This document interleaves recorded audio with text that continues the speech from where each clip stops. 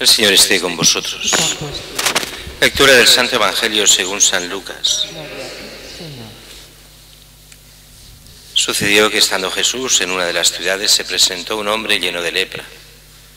A ver a Jesús cayendo sobre su rostro le suplicó diciendo: Señor, si quieres puedes limpiarme. Extendiendo la mano lo tocó diciendo: quiero, queda limpio. Enseguida la lepra se le quitó. Y él ordenó no comunicarlo a nadie y le dijo: Ve, preséntate al sacerdote, ofrece por tu purificación según mandó Moisés para que les sirva de testimonio. Se hablaba de él cada vez más y acudía mucha gente a oírlo y a que los curara de sus enfermedades. Él por su parte solía retirarse a despoblado y se entregaba a la oración. Palabra del Señor.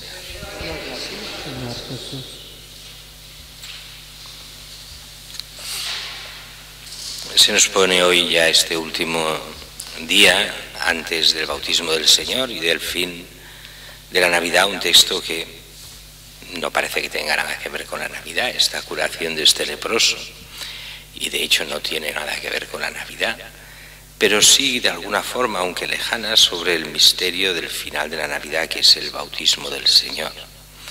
Y es que en el bautismo del Señor, el Señor entra en el agua y allí recibirá este don especialísimo que es que el Padre hablará. El Padre solo habla 2 veces en todo el Nuevo Testamento, aquí y en la Transfiguración, y lo hará solo para decirnos lo que ya sabemos: este es mi Hijo, el amado, escuchadle. Jesús, que es la palabra del Padre, Jesús que entra en el bautismo no para ser bautizado en el sentido nuestro, para ser purificado por las aguas, sino nos dirán los padres de la Iglesia que es justo al revés.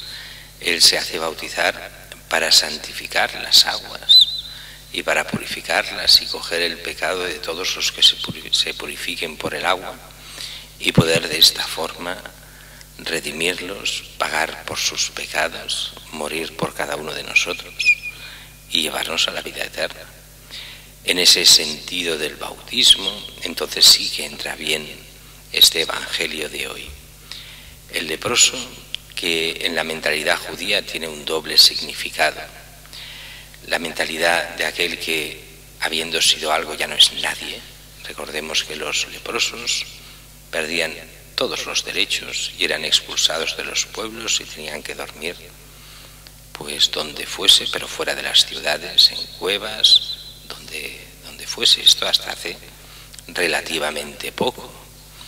Relativamente poco quiere decir hasta el siglo XIX, hasta poco antes de nuestros tatarabuelos, pues por ahí. Y además tenían que alejarse de la gente, no podían ser tocados, ni ellos podían tocar a nadie bajo pena de muerte, tenían que avisar que estaban allí. Durante unas épocas llevaron algunos campanillas, otros otras cosas. El caso es que se supiese que eran leprosos y que no se acercasen a la gente.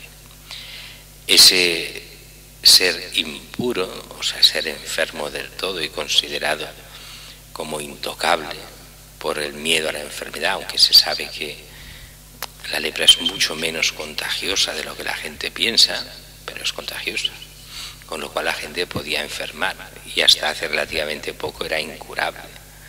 Ahora ya no, ahora todo esto no tiene ningún problema, pero hasta hace poco incurable. Pues bien, para un judío la lepra era no solo este signo visible de una enfermedad incurable y por eso hay que apartarlo de la sociedad, sino que sin que eso fuese dogma ni mucho menos, lo que voy a decir ahora, pero en la mentalidad común era el signo del pecado. A este Dios lo ha castigado, algo ha hecho. Este es mala persona. No siempre era así, ni muchísimo menos. Pero la mentalidad popular, pues lo creía más o menos así. Y entonces para muchos era el símbolo de pecadores y enfermos por el pecado. Y llega el momento en que se encuentra este hombre con Cristo.